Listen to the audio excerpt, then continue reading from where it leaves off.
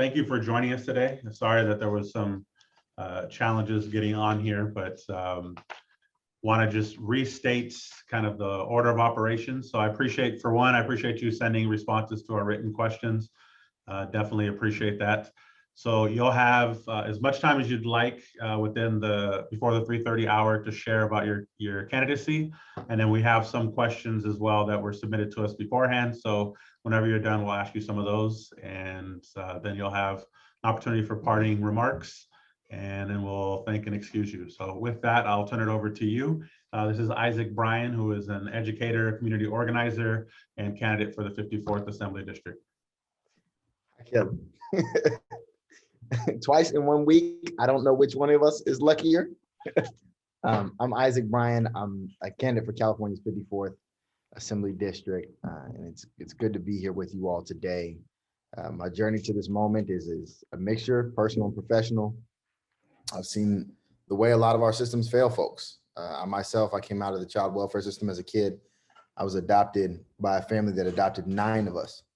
And I went to a whole bunch of different schools, 3 high schools, 2 community colleges, 2 universities, handful of middle schools. And by the time I made it to UCLA for my master's in public policy, I realized I was the only one of my adopted siblings who had made it to college. Most didn't make it out of high school. In fact, all of my siblings in California today are either unhoused or incarcerated. And it really struck in me a sense of responsibility to look at the way that our society functions, our private sector, our public sector, our education systems, and try to better understand why so many folks are falling through the cracks, and how we expand opportunity so that the idea of living out the American dream is more than an aspiration, but a reality for more folks. And so I left the university and I went to work for Los Angeles Mayor Eric Garcetti. And I built out the Blue Ribbon Commission on Employment Equity, brought a lot of employers to the table, looking at how we get formerly incarcerated individuals back into society. How do we get folks back into gainful employment? Worked with a lot of the labor unions on apprenticeships, but also many others in the restaurant industry, and other parts of the private sector, to make sure that we were looking at fair chance hiring in a meaningful way. Then I worked on some homelessness policies, really thinking about how do we get the 60,000 folks in LA County, 40,000 plus in the city, off the streets. And I was doing that work at the same time my older brother lived just 5 blocks from City Hall. And I realized the limitations of the city government. We had to have greater collaboration between sectors and between levels of government. So I left the city and I started organizing in the community a bit more deeply, started building with community partners, started building with my neighbors, small businesses in my neighborhood, really understanding my community at a much deeper level. Went back to the university and started doing action-oriented research. I did that research up until I started advising Sydney Kamlager. I was a senior advisor of hers for about a year and some change, up until last year when I left her office to run the Measure J ballot measure last election cycle in November. Measure J was one of our responses to all the movement work last year. It provides for hundreds of millions of dollars annually in expenditures from the county government for small business support, affordable housing, youth development, and alternatives to incarceration. Things that I think if we invest more in collectively, we can produce better outcomes in our communities. After we passed all of those things in November, I realized it's taking too long for good work to make it all the way to Sacramento. And right now, especially after the pandemic, folks are hurting across the scale. Small businesses, larger businesses, renters, homeowners, landlords, students in school, parents, essential workers, across the board. I was talking with water providers earlier today about all the unpaid water usage bills out there that folks are not thinking about. Just how many people were unable to pay their water bill or chose not to pay their water bill over this last year, and what that means for the state's liability across our utilities. There's just so much that has to be done. We were told all of these conditions were going to continue because we were in a deficit. We had no resources, and that's just not the case. We've got $15 billion in surplus in the state and another $20 billion in relief coming from the federal government. We've got to make sure that that money goes to prop up our industries that were let down, to prop up our communities that were let down. So that's my prerogative getting into Sacramento. It's to really make sure that we get there in time to have a big say on this budget, but also to make sure that we have a say on the policies that allow us to build up sustainable infrastructure that doesn't allow us to get hit so hard when we have a negative economic or public health downturn. And I'm grateful for the invitation to be here today. And happy to have this conversation and answer any questions you might have. Well, thank you very much. I wanted to touch on something you just mentioned in terms of the pandemic, because we obviously represent the business community here in Culver City and have noticed some of the similar items that you mentioned about the state surplus of 15 million and then the 20 billion that's been brought in from federal aid. You mentioned that that would be an area that you would use to address the pandemic. What does that look like and how do local businesses benefit from that directly?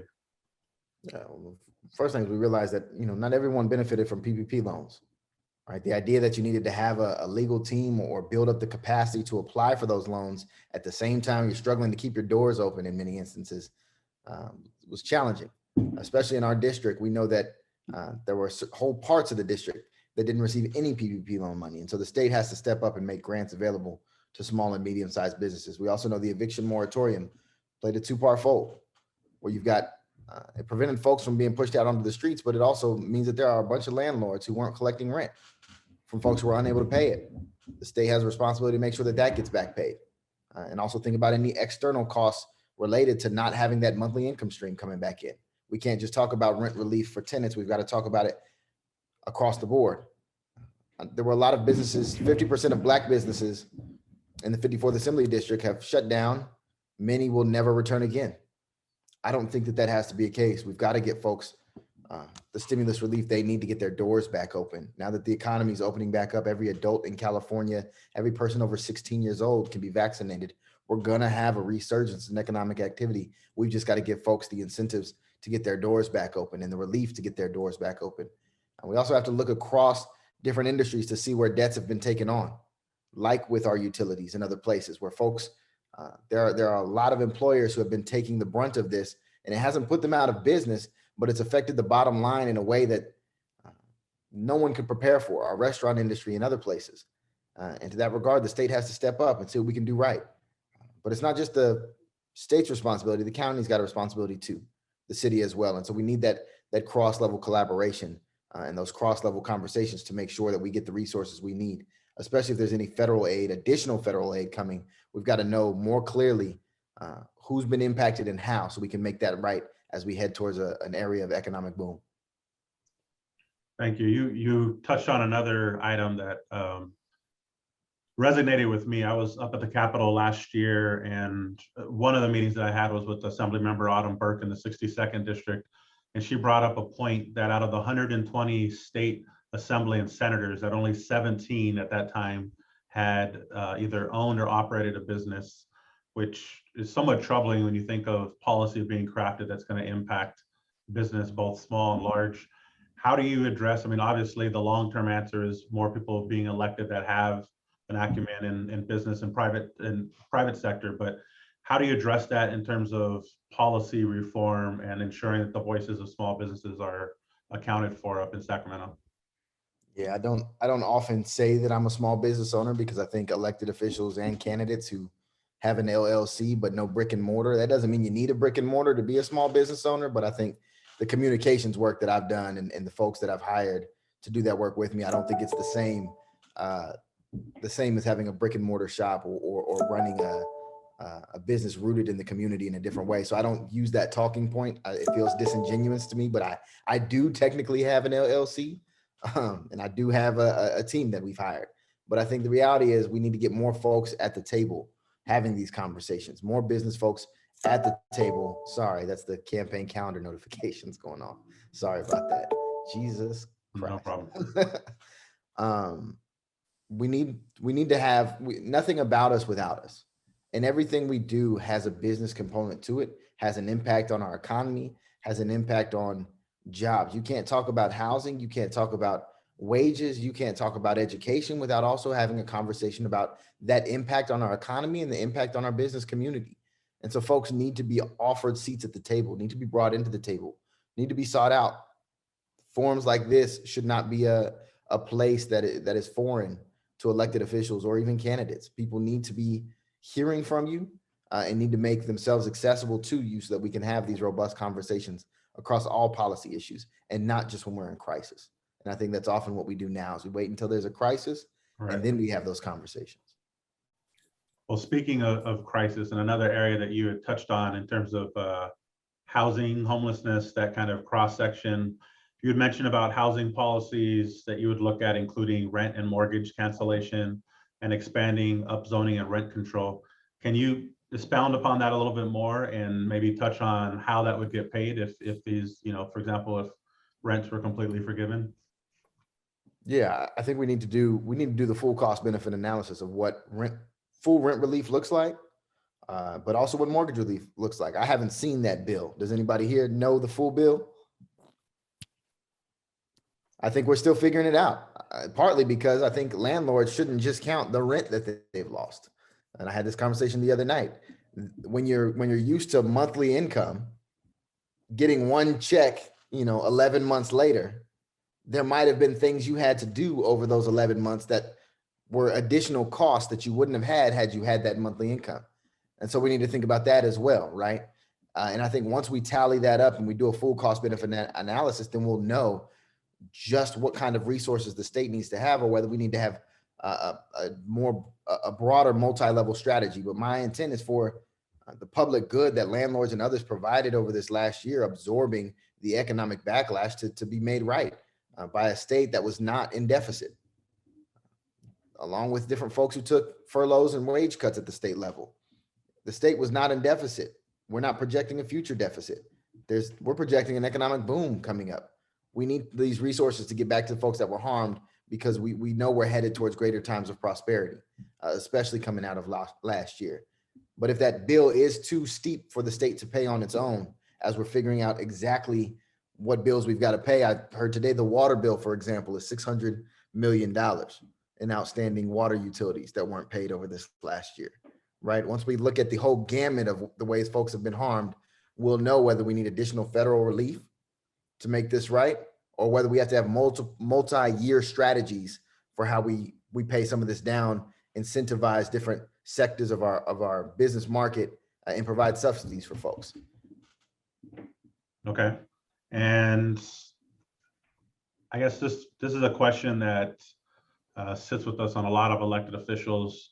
Most people campaign on one item, and then when they're in office, kind of learn the politics behind everything, where you may have an item that is of importance to you, but in order to get support on that, you've got to concede in other areas. How can you speak to experience that you've had in the political arena where you've had to either balance that, or where you stood pretty strongly on your values?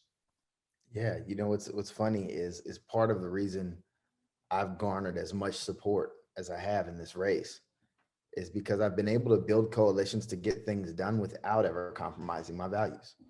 And that's earned me the respect of a lot of different community organizations, labor leaders, and elected officials. I bring folks to the table who don't always agree on problems, and certainly don't always agree on the solutions. And I'll give you an example. For the passage of Measure J this past November, we brought Los Angeles Mayor Eric Garcetti and Black Lives Matter behind the same ballot initiative, right? Zev Yaroslavsky is supporting me in this race. So is Abundant Housing, right? And so the idea that these kind of competing interests that folks hold, I think we share more in common than not. And I think we all have a vision for California that's rooted in prosperity for everybody. Economic prosperity, health prosperity, environmental prosperity. Nobody wants negative outcomes in our communities. And so we have to root ourselves in those values as we're crafting policy and making sure that we're curbing any negative externalities for folks. And that includes the business community in the same way it includes others who don't have a voice in the process most often. And the way you do that, and the way that I found to do that, is to bring more people to the table. Elected officials don't like to do that because there's this belief that too many cooks in the kitchen, you get nothing done. Somebody told me recently, what do you call a zebra? It's a horse designed by committee. Those are great anecdotes. Kelly, I thought you might like that one. They're great anecdotes, but it also is dismissive of the fact that there are voices that should always be at the table. And part of the reason it's messy and hard to move good policy is because you need to take into account all of these things. But it also means when you do find that sweet spot politically and in policy making, then you'll have the support of a very broad coalition to actually get something done. because nothing's worse than having a closed off table trying to do something and having to get killed because you didn't have enough people across different sectors supporting you. And so that's the approach that I'm bringing to Sacramento, one of not compromising my values at all, one of making sure that the table is inclusive. And it means folks are not always going to agree. But what it does mean is everyone's going to be heard, and we don't move policy that hurts anybody. Appreciate that. This is probably a good segue to our final question, as this is coming up on time. But one of probably, at least over the last year, one of the largest items that almost every community is facing is about police and police reform. And we had asked about that earlier. Can you expand on your, whether you support or oppose the idea of defunding local police agencies, particularly in Culver City? And then if so or not, what do you envision in terms of policing of the future? Yeah, so the phrase defund the police always bothers me in conversation because I don't know what definition we're all using, right? So for me, the definition is always that we are spending too much on systems that exacerbate the root causes of poverty and social inequity in our society, and not enough on systems of care and opportunity. And using that framework, I'm okay with right sizing our budgets. For example, in the city of LA, there was Measure HH, which allocated $1 billion over 10 years for homelessness. And we know every year that billion is worth less in purchasing power, but $1 billion over 10 years. To contrast that, the Los Angeles Police Department gets $1.8 billion every single year, right? And so that kind of imbalance in our resource allocation is something that I think we can do better with.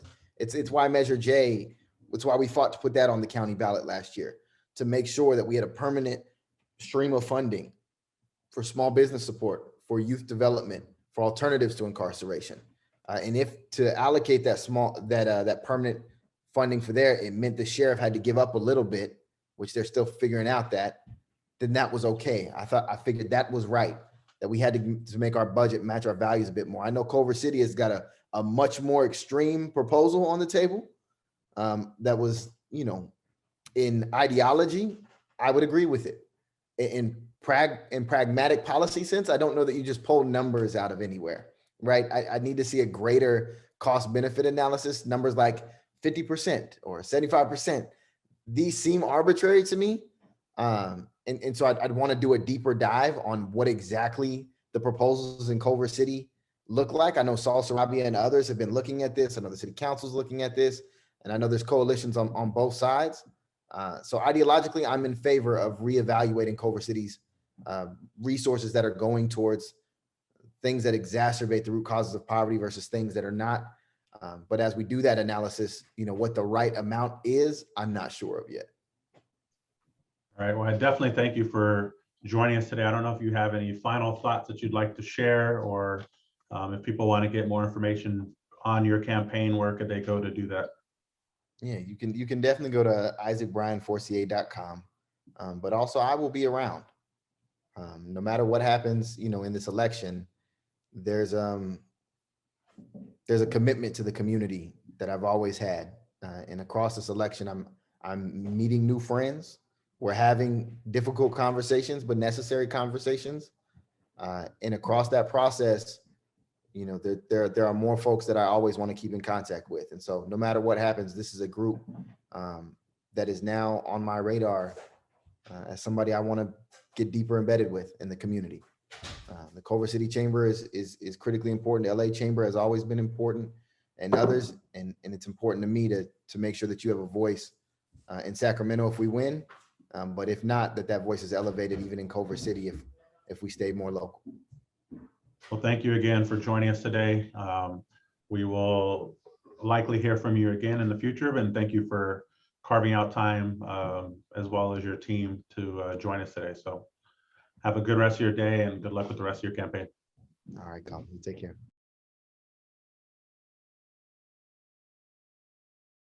So good afternoon, Heather. Thank you for joining us. As I mentioned earlier, and probably the first time for you hearing it, Heather Hutt was most recently the state director for Senator Harris's time up in Sacramento. and she is joining us to share about her candidacy. And then on the back end of that, we have some questions for her. So with that, I will turn it over to you and let you take it away. Hi, everybody. Thanks for being here today. I'm Heather Hutt, and I'm a candidate for the 54th Assembly District. Excited to see you all. Certainly excited about the Culver City, the whole growth and development that has happened in Culver City. And I know so many of you own businesses there. I'll tell you a little bit about myself, but I want to say certainly thank you for taking away your busy time to come here and get to know a little more about me. I have 3 boys that I certainly raised in this community. We're 4 generations here in the 54th district. I can give you business information that you're probably interested in. My grandpa was one of the first Black car dealers west of the Mississippi River. His car lots were not in the 54th, of course. They were more east, like off of Avalon. But my family has an entrepreneurial spirit. I'm the one who has strayed after so many years. My mom had her own business as well. And I, at one time, had my own business. I had a catering business that I had for many, many years, where I hired folks and really had a thriving business until 2 things happened. The Great Recession, where people really stopped entertaining. In 2002, when we had 911, I had the catering business, and I actually made it through. This pandemic reminds me of how hard it was at that time. Recovery and entertainment came back a lot faster, but this pandemic is not moving as quickly, and I wouldn't have made it in a catering business where you do most of your work on weddings and big celebrations. It would have been way too tough for me. My son, however, is a vegan chef, and he's done well through the pandemic because he's been able to do pop-ups, deliveries, things like that. So I'm probably one of your candidates that has the most experience in owning your own business, hiring out people. And I'll tell you what, sometimes my son has a big contract where he feeds people in Watts, and he does about 600 meals one day a month it has to be ready on Friday morning at 7 a.m. So I go in his kitchen and I give him a hand, between midnight and 7 a.m. So I still offer off my volunteer services because he's not paying mommy for any of that.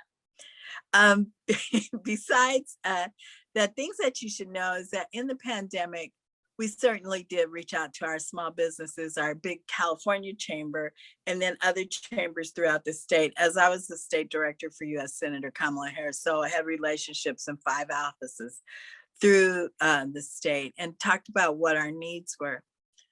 When we talked about small businesses, there was a matrix that they put together and determine who would be able to get the emergency loans and who would be able to get PPP. But once PPP came down, and it was mostly at Bank of America, it was not really optimal for most businesses to go there. We found that there were computer glitches, and of course we found super big businesses took advantage of the support. So I went back and made a relationship with the SBA, the regional director, and asked some questions about like who else can carry this product. And one of the things I learned was that community banks and women-owned banks could carry the products, or we call them CDFIs. And I called all 95 CDFIs in the state, took that product that I got from SBA, built them a relationship, they got training, they carried the product, and we found success in that space as well. And so much so that when I am talking to the business community, particularly, associations that have business owners in them, and I tell them the work that I've already done on their behalf, I have met people that got their PPP relief from a community bank. And I'm like, yes, because you see your work at work. as an assembly member, I certainly will continue to advocate for support. We know Gavin Newsom did $7 billion in last month, and then the Rescue Act is X. But I believe that we need long-term support for our businesses. And when I say long-term, we're going to have to go a year or so beyond the pandemic so that we can make sure our small businesses are lifted. So that's just a little bit of my background, some work I've done through the pandemic that is helping to lift our small businesses. We have to, really maintain them. We know small businesses are public safety because everybody doesn't work at Google, they work at the cleaners. And we depend on that. That's a sustainable life. They work at the little store, the boutique. Those are sustainable lifestyles too. And so I'm in great support of the good work that small business does. And since I grew up here, Culver City, the downtown, as it's grown, it's become a destination. I don't live far. I am at between La Cienega and La Brea off of Coliseum. And so Culver City's the go-to. That's where you go to dinner. That's where you run to the movies. So I'm really happy about what that growth looks like. And of course, I lived here when the Fox Hills Mall was where we went for go-kart races. So I don't know who else here can say that, but I went to Westchester High, and then that's where we went for go-karts. Uh-oh, Kelly, I see you. Do you know a little bit about that? All right. And then the Howard Johnsons came in. It was a big deal. But anyway, we were happy to see that growth too. Perfect. Well, thank you for sharing that. I have to admit, it was a couple of years before my tenure in Culver City. But as it relates to everything that's going on now, what would you say are the top maybe 3 issues that are facing the district? And if you can be more specific to Culver City, that would be awesome. But if not, the district as a whole. Sure. So, of course, I'm really concerned about what we saw in healthcare, right? The pandemic, I have more than 3, but the pandemic really took the Band-Aid off of things that we thought were in order. So healthcare access to vaccine is still really important. We have a long way to go. And then how to balance out what folks need for healthcare. Another issue that we see in the district is certainly the Inglewood oil fields. It's right up the street. I got a son with asthma. We know that Culver City's doing a really good job at capping it off. Los Angeles County has to do the same thing. I'm not concerned about the plan. I feel like it's a good plan, but I am concerned about what remediation looks like. So I want to make sure that there is a good, strong remediation plan so that our water table isn't contaminated with any leftover chemicals that may have been used on that site, or any leftover oils or anything that seep into our groundwater. I just want to make sure there's a remediation plan, because in Playa Vista, where Howard Hughes used to have airplanes and oil and all those things, they did a good remediation plan over there. And I have been talking to unions. I have a lot of union support, and I've been talking to unions to figure out who did the remediation at Playa Vista. And I actually met some. So I would be a champion of that piece. I believe that we need a good plan in that space. And then of course, homelessness. Like, homelessness is, a real problem in Los Angeles, certainly all the way down the 10 freeway. I'm happy to see that we had Project Room Key that did make a change for some folks, but not all folks. And we see it throughout the 54th district. I've been really working with Congresswoman Maxine Waters, who's on the Finance Committee, House Finance. And in this new infrastructure bill, there is housing in the infrastructure bill, billions of dollars for housing, and then additional set aside dollars for homelessness. As your assembly member, I want to work with her to access those resources so we can make some real change here. Now, we know that we have done bonds, and we see where Fiona Ma just did a audit and found that about $2.7 billion of homeless bond money are missing.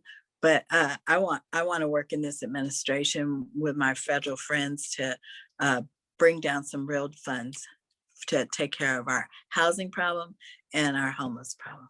So those are three. Education is another. Certainly, students did not have Wi-Fi like we thought they did, and they did not have devices like we hoped they had.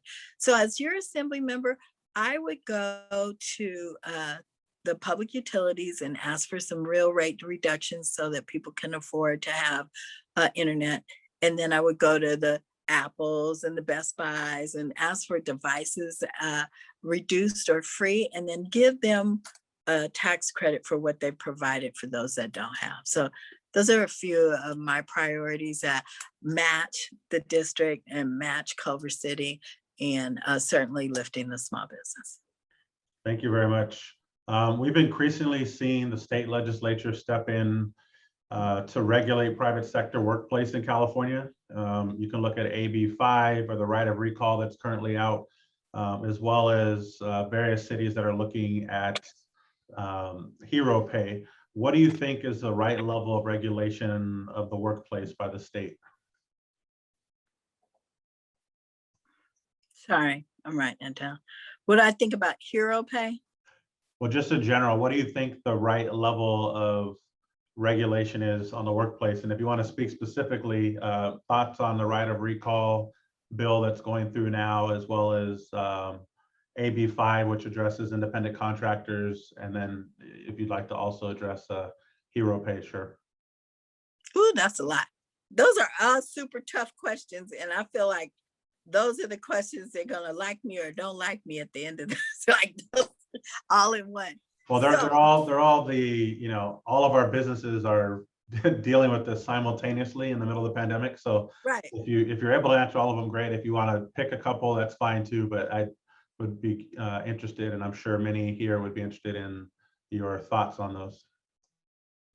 Okay, I know that for a small business with essential workers, hero pay is not something that can happen. It just, I would not have been able to pay it. Like, I'm just being honest. I get that people are asking for it, but my son can't pay hero pay with his vegan business. I know that for a small micro, hero pay is going to be just not something you could do. So in the assembly, I think there should be some graduations, you know, to make a determination on who should and who shouldn't. I don't expect that your $1 billion, $1 million companies that can afford it. So I think that there should be like a scale, a determining factor that would say if you should or shouldn't. It's just not affordable. I know that part. Okay, now the next question was about gig economy, gig workers. Yeah, gig and other independent, because AB 5 pretty much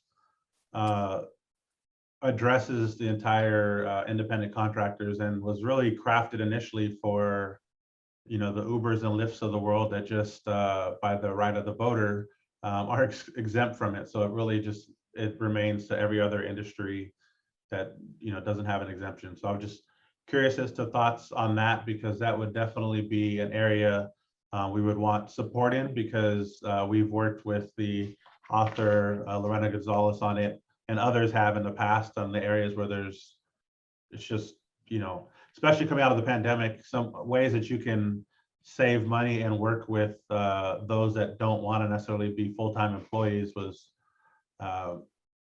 essentially removed from the table with AB 5. Okay, so this is a tough one. There shouldn't be a standard for some and not a standard for the other. That's the first thing that I can say, right? So if there's a standard that you have to abide by as a small business, and your employees are part-time, that's that standard. Now the gig worker is calling itself something else and not a independent contractor. I think that we have to figure it out. I just feel like that, like there's some loopholes that work for some and don't work for others. And so I think we just have to figure it out. and standardize it so that it doesn't look difficult or it's not hard on some business. California is already hard enough to do business in. I already know that. So we just have to be thoughtful. This would be a time as your assembly member that I would want to talk about it in a granular way. Like, what does this really mean? Like, how does this impact you? And then represent that.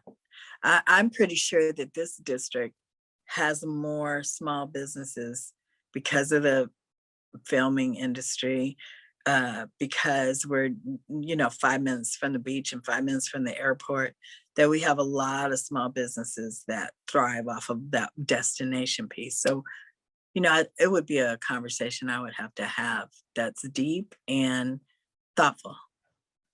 Thank you for that.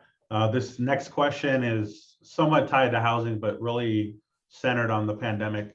For the last, for some 13 plus months, there's been both residential and commercial moratoriums on rent and lease.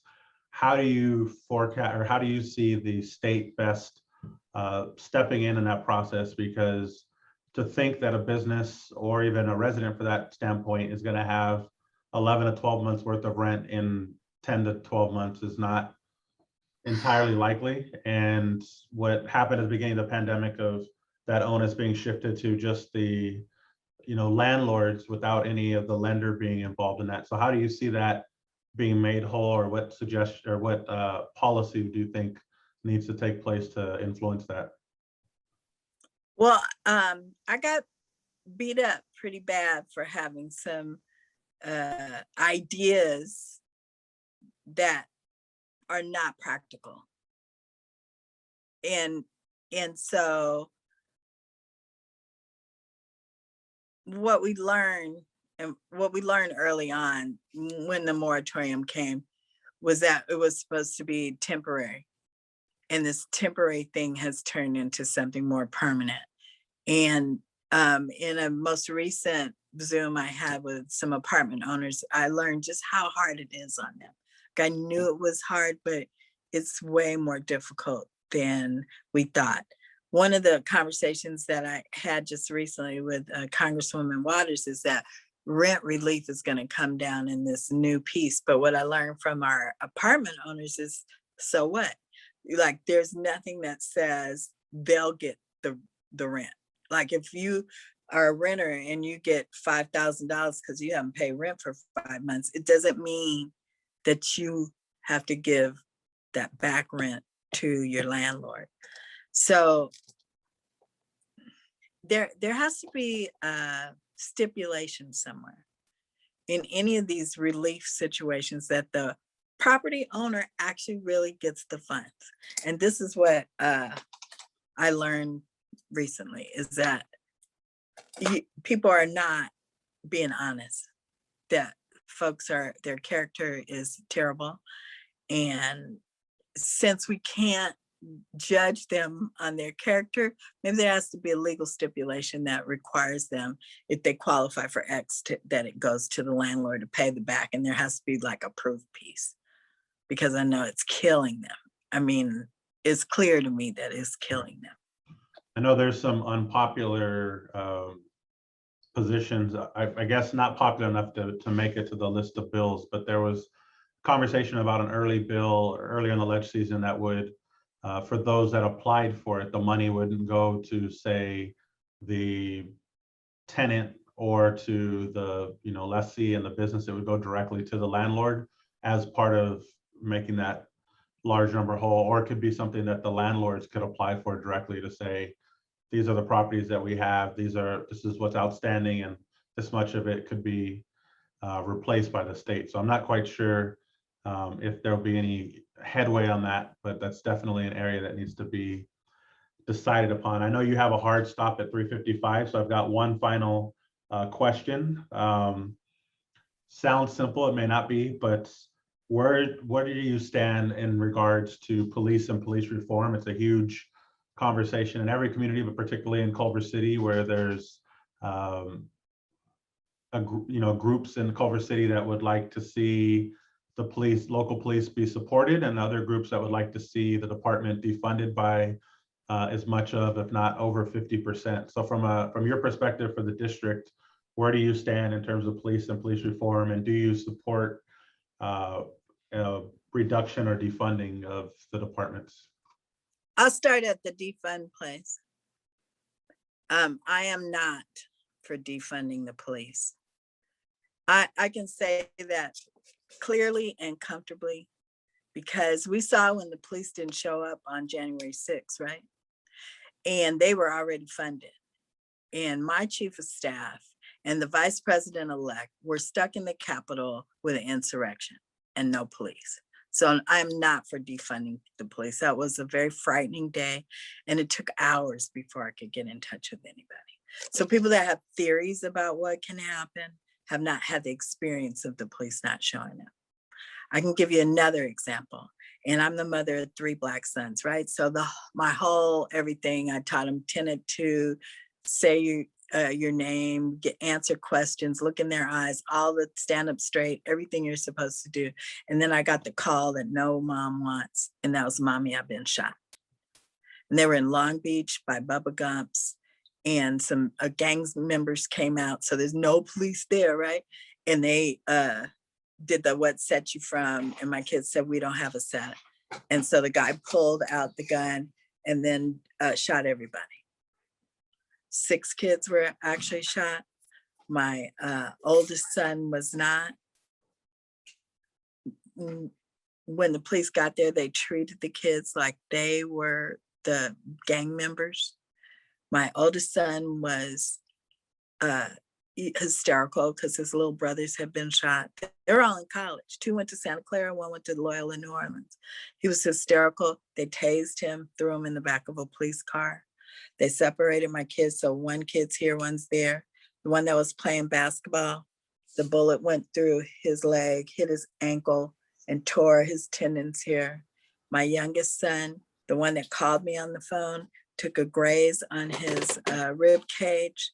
He has a bullet in him near his sciatic nerve, in and out in his calf. When I got to him, it still had jeans in the leg because the jeans went with the bullet. And he's paralyzed from his knee to his foot on his left side. That's called no police presence in that space. And then to be treated like they were not human. When I got to the hospital, I was thrown in an interrogation room. Who knew hospitals even had that? And it wasn't until I realized what they were doing that I needed to give them my business card, because I was district director for Isidore Hall, that they let me see my kid and realize I was not a gang member too. So we need some reform. So I am for reforms. I am for humanity. I'm for implicit bias training. I'm for some cultural competency, all of those things, but I'm not for defund. I believe that there has to be some real training that changes that whole climate and community. I've had phone calls with Sheriff Villanueva, Michael Moore, where I've called and asked about specific involved shootings. I understand that it's difficult, but we just have to live together, and we have to make it a more reformed system. So my firsthand knowledge is reform. I don't have a theory about it. I've experienced it, and I've experienced both sides where no resources in the community.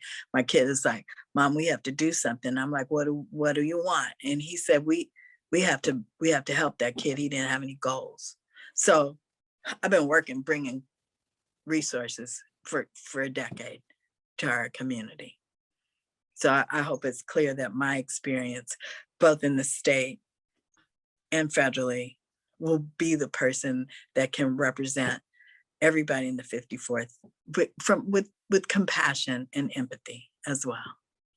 Well, thank you for that, and thank you for sharing. I know that you've got a hard stop right now. If you'd like to share anything else, you're more than welcome to. If not, then we thank you for joining us. And it looks like Monica put your website into the chat for those that want to learn more in your campaign or connect with you directly. Thank you so much, everyone. I appreciate your time. I certainly appreciate Culver City. I love it. It's very cool, even though you can't go kart there any longer. But but it is a very cool place to go. And I love the accommodations that happen for restaurants, once they had to move outside. It's really good. I would love your vote. Hopefully you consider me if you live in Culver City and already are in the 54th and already have your ballots on the last one, easy to find. Heather Hutt, vote for me, endorse me, all of the above. Thank you. Thank you. Have a good one. Bye.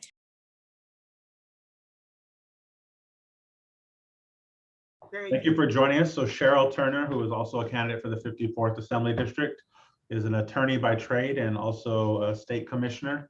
And I will, instead of sharing more of your background, let you do that. You've got as much time as you'd like to share about yourself and your candidacy. And then we have a few questions that we'd like to ask, and then we'll give you an opportunity at the end to wrap up or give any information that you feel like you might have not had an opportunity to do so. So with that, I will turn it over to you, and thank you for joining us. Well, thank you for inviting me. So my name is Cherly Turner, and I'm running to be the next state assembly member for this district. And I grew up in the district, so I care deeply about it. I attended the public schools there. I went to Westchester High School, and I was accepted by USC, where I studied international relations, and I was accepted to law school. I became a lawyer and started practicing law. And my specialty has been civil rights, consumer rights, but I also have a business background, business, real estate, and taxation. So I enjoy combining all those areas of my practice together. And after working in my own practice for a while, I wanted to become involved in some other activities, including public service, as well as involvement in some of the local trade associations. So I developed an interest in real estate, and I obtained my broker's license for a while. And so I looked at real estate and thought that that would be a very good investment for my future and my future retirement, since I was self-employed. And so I invested in apartments, and I got involved with AGLA, the Apartment Association of Greater Los Angeles, where I have been active for so many years and serving in various capacities, including on their legal committee and on their state government relations committee. And we had an opportunity to travel to Sacramento working on bills that affected the housing industry. And that's when I really knew that I was interested in running for office one day. And so today, this year, I was elected as the president of that association, and I'm very proud to serve in that capacity.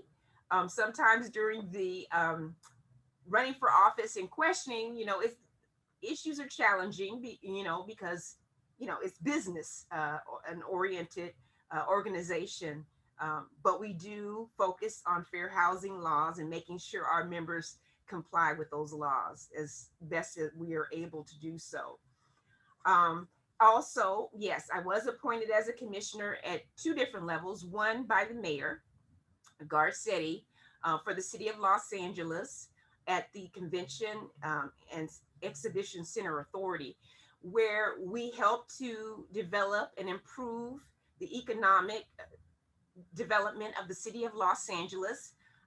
We helped to improve the tourism that came to Los Angeles, and we were preparing for the Olympics, the expansion of the convention center, and at that time we were hoping that the football stadium would come to that area as well, which didn't, went to Inglewood.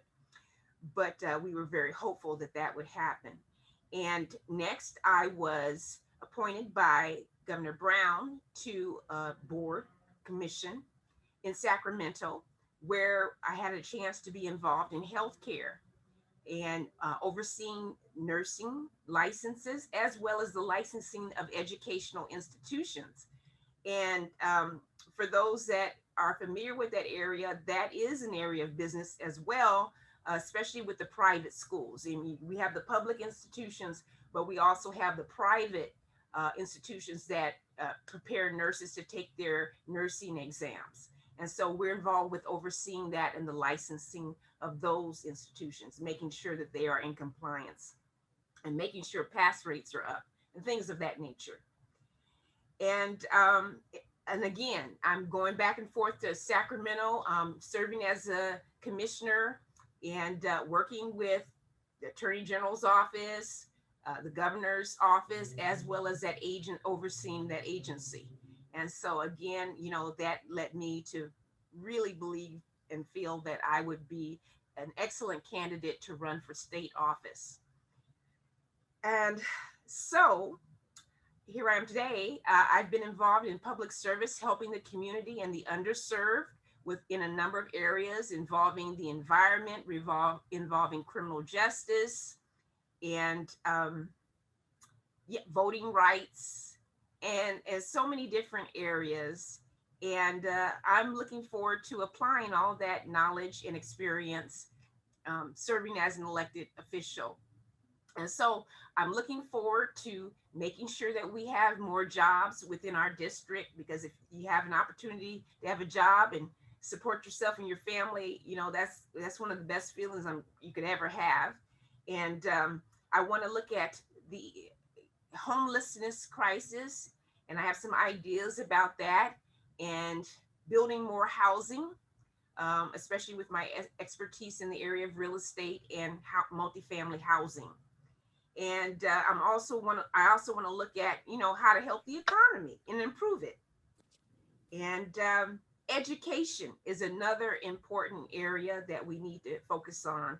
And of course, today we have to look at criminal justice issues and policing. And so that's those are my main goals. Yeah, I'm concerned very much with COVID's impact on housing as it relates to people getting behind on their rent and their mortgages, and the possibility that they may face evictions or foreclosure. And so I had started by advocating a long time ago that last year, that we needed a rent assistance and mortgage assistance program. And I'm glad to see that it has begun to come into fruition. I'm looking forward to seeing how we can improve those programs so that housing providers will accept it willingly, because there's still a few flaws. And I'm looking to see how we can work with financial institutions to help homeowners so that they don't lose their homes. And so that's basically my background. And I'm just glad to have an opportunity to talk with the chamber, because with AGLA, we have a great relationship with many of the business organizations. And I believe we've teamed up with the Culver City Chamber on a number of issues related to housing. And we've teamed up with a number of other organizations throughout Los Angeles County to work on issues that affect, the business community. I definitely do agree. We have worked quite a bit with AGLA through the years. You mentioned about housing, and I think most can agree with the fact that we do have a form of a housing crisis. If you were to dive deeper into that, what would you say is the biggest challenge in the housing crisis? I've heard some say that there's not enough affordable housing. I've heard others say that there needs to be workforce housing. I've heard pretty much everything under the sun. Where does your vantage point fall on that? And what are your thoughts on the RENA goals that various cities have throughout the state? And RENA with regional housing needs assessment. Yes. So I believe that we need all forms of housing. We just need more of it. I hear that there's some vacancies out there, but we need access to housing that is both affordable, and if we even add more market rate housing, I do believe that based on supply, eventually those those rents and things will come down. Now, some of my members don't like to hear that because they don't want their rents to come down based on additional supply.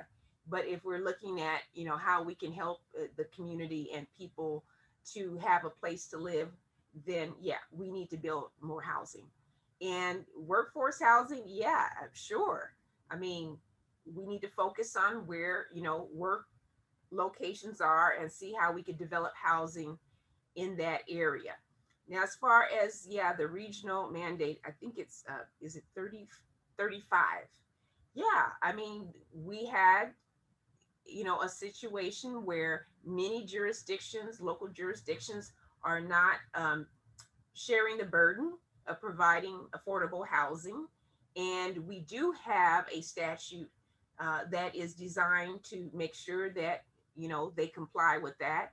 It doesn't seem as though has been enforced in the past. I think it was Governor Newsom, brought it up recently um, in Southern California, in a beach town. Huntington Beach. Yeah, Huntington Beach. Thank you. Yeah, trying to make sure that, you have to share your burden, share the burden and provide a location for public affordable housing.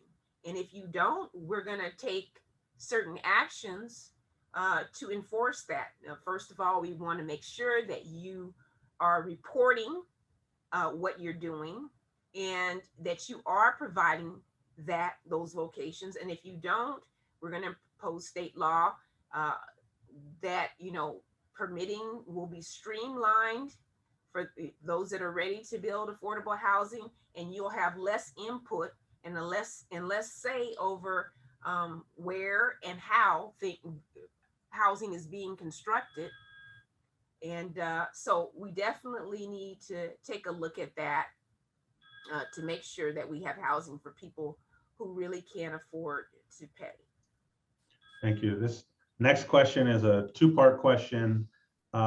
First portion, so our legislature is overwhelmingly Democratic, and those legislators generally divide themselves into two categories, moderate and progressive. Where do you see yourself align within those categories, and how do you see utilizing that to navigate the political waters in Sacramento? Well, okay, so that's very interesting. Since I am a business person, some might call me moderate with respect to issues that impact business and taxation.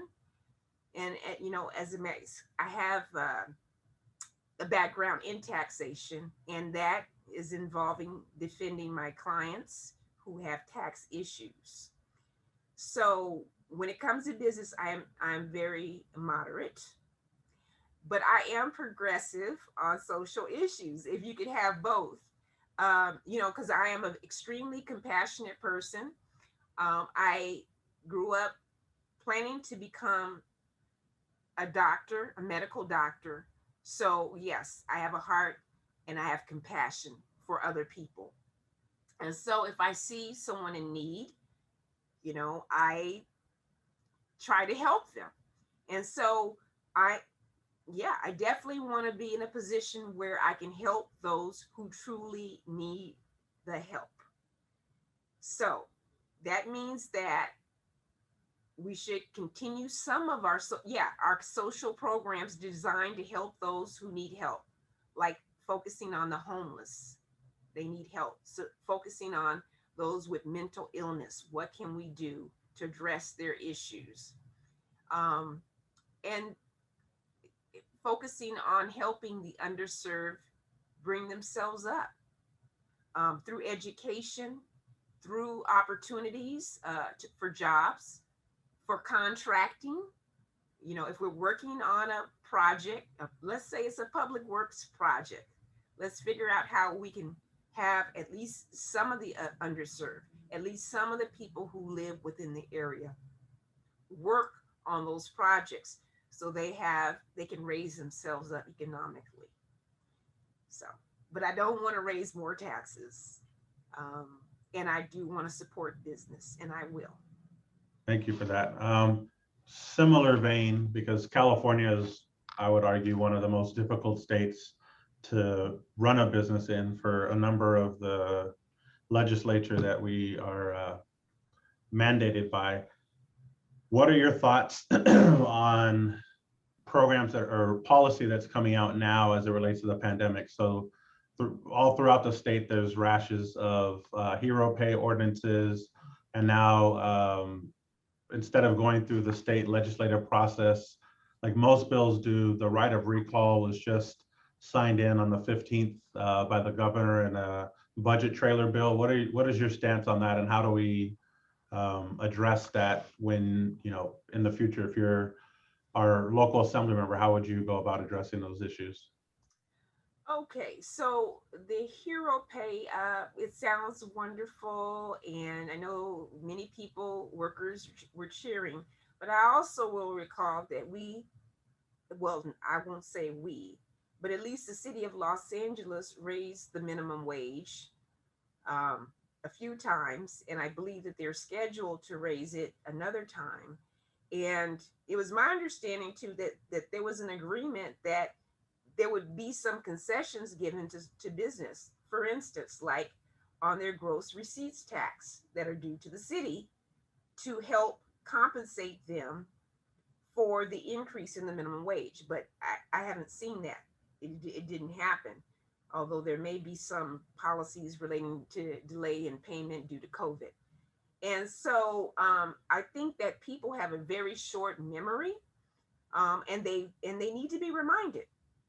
And I have no problem reminding people that, look, just last year we increased the minimum wage. Just last year we had a tax to pay for X, Y, and Z. Why are we revisiting this again? The same topic, a new tax, when we just did that, and we haven't accounted for the money that was raised from the last tax increase. And so, yeah, we need to look at how we are regulating and over regulating businesses to the point where they are leaving the state of California. And we want to keep them here because we need jobs. And so that is one of the things that I want to make sure that we have incentives to keep big business here. I want to make sure that we are able to support small businesses, especially during the COVID crisis. I'd like to look at how we could continue the programs, and hopefully they will continue. There's a state program to provide grants and some low interest loans. And I'd like to have some sort of accounting about how that money is being allocated, and is it being allocated, because the communities that I've been around and the small business organizations that I've been around, no one seems to know anyone that has received any of those funds. SBA is different, but the state program, everybody has questions, and I have questions. And so I would like more information about them. Thank you. So in regards to the roughly $15 million surplus that the governor announced coming out of or into this year, and then the close to 20 billion that is being provided from the federal government, how do you see, because you've spoken a lot about assisting small business and support locally, how would you forecast using some of those monies to assist the business community? Yeah, so as I said, the grants and the low interest rate loans, are something that we should definitely continue, because businesses are still hurting. Many businesses are still closed.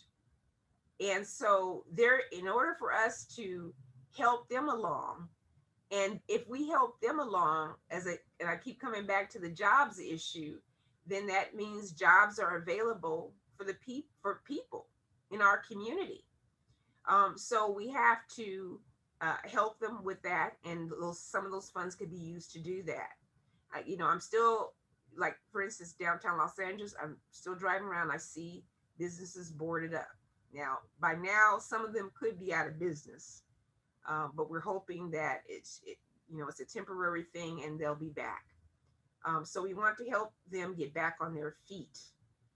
Um, PPE, everyone's slowly being vaccinated, but we want to make sure that everyone has access to PPE.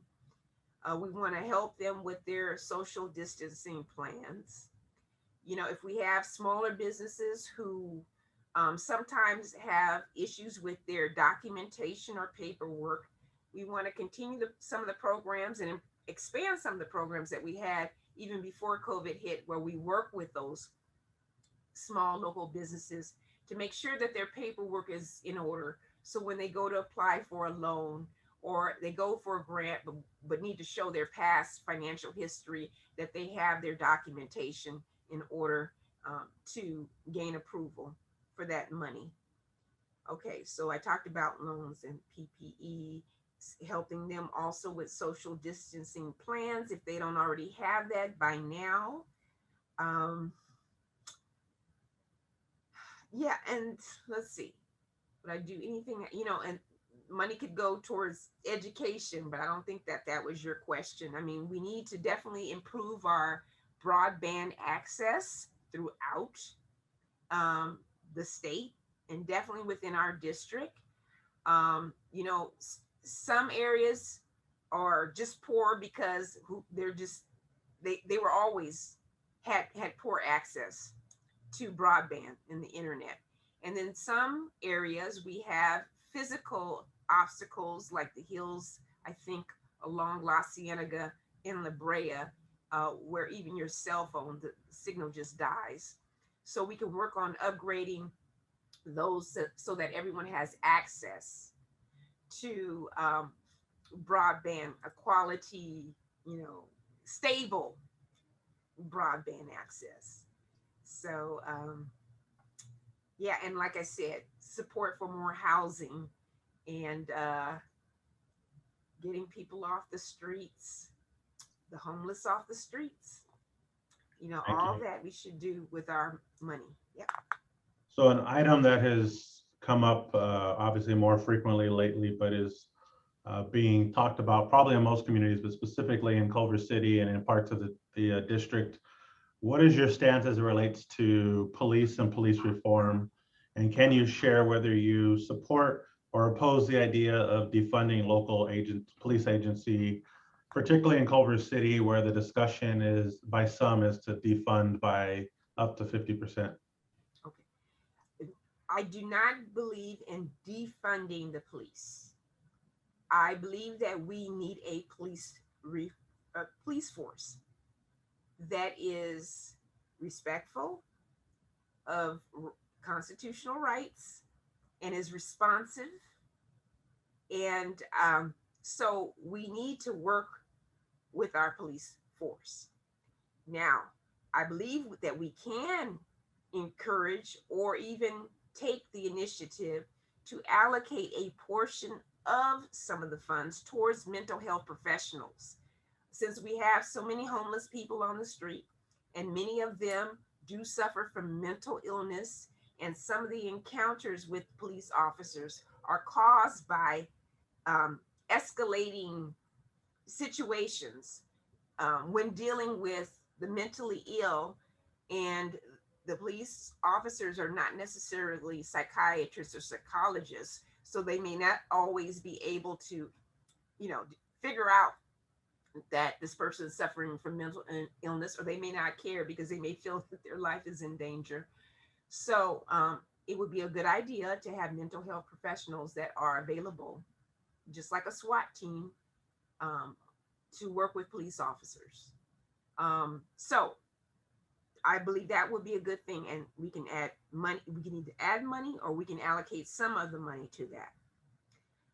I do believe that it would be a good thing to have a civilian oversight commission that is involved in reviewing police records. And what do I mean by that? All right. So police officers do have their files are considered personnel files. And so, like most people, you want to keep your personnel file private. Only the people that need to see it should see it. you don't just want to broadcast it and make it public. And so that's why I think a civilian commission would be a good idea, who can review files under certain circumstances, but keep that information private. And if in fact, is an incident, of great importance, where we need to take a look at a police officer's record, then they can help to make a decision about whether that information should be released when requested and under certain circumstances. And so I would be okay with that. But we definitely need to support our police.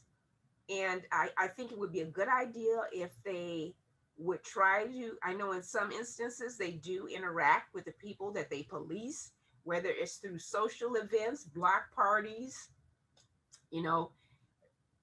or coming to the neighborhood associations to speak. All those things, help, for them to realize, you're dealing with a person. And I think that would improve the relationships, and the reaction that they have to the people that they police. Thank you for that. Do you consider the elected council in terms of city council or Culver City Council that hires police chief and is therefore direct charge of PD? Are they able to do the oversight, or are you saying an additional agency? I think an additional agency just for, because in today's age, with criminal justice reform being such a big issue, and now that, especially now, I mean, as a person that's living in the community, I've always been aware, that sometimes if we have issues with the police, and as someone that has been representing clients, not a lot, wasn't my specialty, but there were occasions where I actually defended clients that were accused of certain things, and I acted as a defense attorney for them, and the police were involved and the police testified. And I've also been involved in cases where either my client was injured, or I represented a family member who had a loved one that was killed during an encounter with the police. So, so I've been aware, but now the public is starting to become more aware now that we're recording with either body cameras or cell phones. We can actually see that these things are happening, and that there is some misconduct that appears to be occurring. And so for the sake of the public, and for the sake of safety and accountability, I think a civilian oversight, and officers could be on that oversight too. We should have that separate entity that can be accountable to the public, but also protect the officers' personnel records so that it doesn't become public unless it's necessary. Thank you. I know we're coming up on time. I had a question on another item that has probably been one of the main issues in Culver City since I've come to the city about 4 years ago. What is your stance on addressing mobility? I know for the last 12 to 13 months, it's somewhat tapered off because people haven't been working at the same capacity, but how do you envision enforcing or presenting policy that can impact the mobility throughout the 54th district? Okay. So I'm someone also that has been an advocate in metro rail construction and building, from the perspective of contracting opportunities. So I've had a chance to kind of look closely at it. And, I've seen where many areas of the city, they welcome construction, because, to ultimately build light rail, and many others don't, and they feel that it detracts from their neighborhood. So, but I would say that overall, we need to continue to allocate funds toward the building of our light rail. and of course have community input as to where it will ultimately be placed, so that those that really need it will have access to it. And along with the environmental issues, if we can focus on making sure that our transportation system is electrified, that would be wonderful. And construction can be built of multifamily housing close to these transit corridors, so that the people that will have ease of access to transportation. And there are programs that developers are starting to include, where they provide transportation vouchers, or access to private cars for their tenants, in exchange for being allowed to reduce their parking minimums. And so there are programs and incentives like that that we can provide to encourage people to take public transportation, and to make sure that it is readily available to them when they need it. Thank you very much. As I said a few seconds ago, we're coming up on time. Monica's putting your web address for those that want to go directly to your page to learn more. Is there any final thoughts or comments that you'd like to leave everybody with before we bid adieu? Yes, well, as I said, I'm moderate on business issues and taxation. I encourage and support it, being a small business owner and involved in the management and actual construction of housing. And but I do have a heart, and I do want to provide help for those that need it. I'm running to make this district a healthier, better place to live in, and I want to address COVID impact on the job market, education, the economy, and I want to address the homelessness crisis, and I want to build more housing so that people can afford to live. I want to promote education. It's the foundation of success, and I believe that we should all have an opportunity to receive a quality education to improve our lives. And I'm also interested in protecting the environment. And as I said, supporting small business and retaining big business is important to me, from the jobs aspect. That's so important to the people that live within this district. And I just want to be there, be available, work with people to address their issues and their concerns, and keep them informed. And so, well, thank you very much for joining us today. I know that you're busy on the campaign trail, so I appreciate you carving out time to be with us, and good luck on the rest of your campaign. thank you so much. Bye. Okay, bye.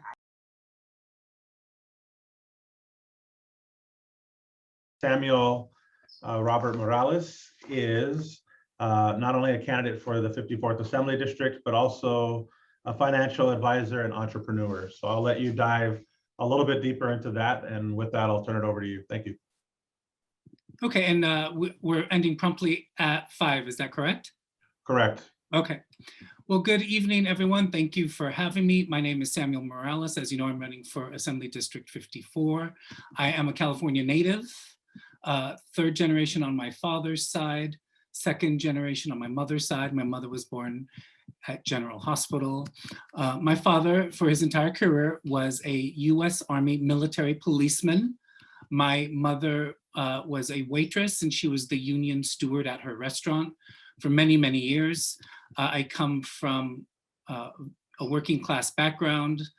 I went to Seaside High School in Monterey County, did very well, and found myself with nearly a full ride to Vassar College.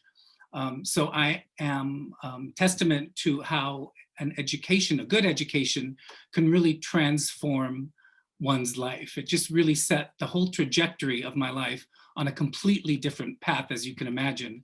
Being a working class kid from a small town in Monterey County, finding myself at Vassar. So it really, really changed my life. I am passionate about education. I co-own a educational services company with my husband. We do college counseling, we do proctoring, we have some tutors. So education to me is very fundamental. Another one of my priorities is housing, and I know that's a major issue both in Culver City and in Los Angeles and Los Angeles County. Just down the street from me, there's a homeless encampment. Just up the street from me and around the corner, there's a homeless encampment. So I know very well that housing is a huge issue. So low income housing, affordable housing is very important to me.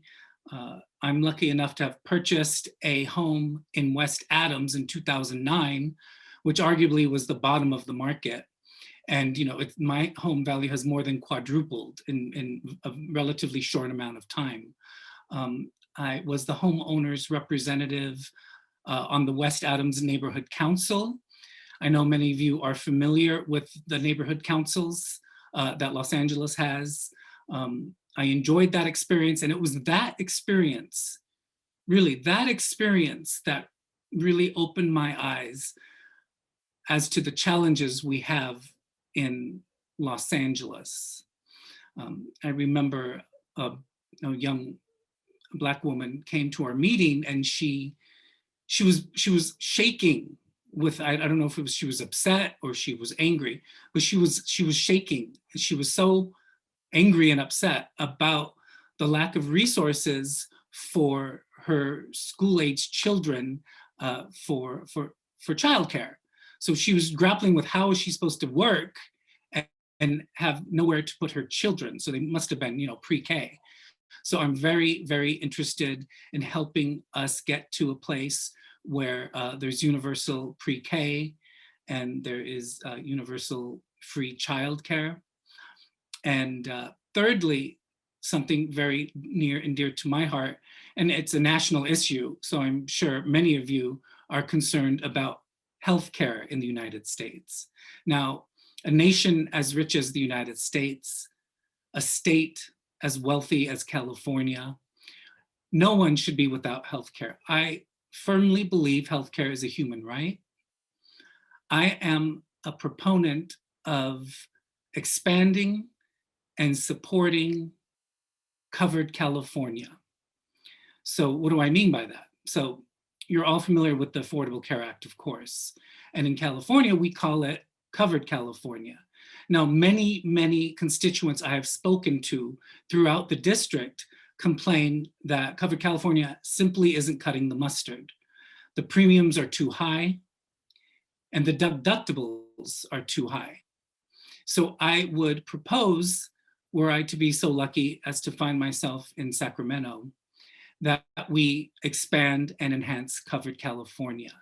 So I am not, unlike many of my colleagues and competitors, I am not in support of AB 1400. Now, you'll remember AB 1400 calls for a new single-payer healthcare system called CalCare. And it's a 36-page bill, AB 1400. And if you read it, it's kind of difficult to get through, it's very dense. But if you read it, it takes monies away, it takes federal monies away from Medicare. Now, the constituents I've spoken to, my aunts, my uncles, my own mother, they tell me that they like Medicare. But I repeat, AB 1400 as written takes away the federal funding from Medicare and redirects it to Medi-Cal. So it's a single payer system.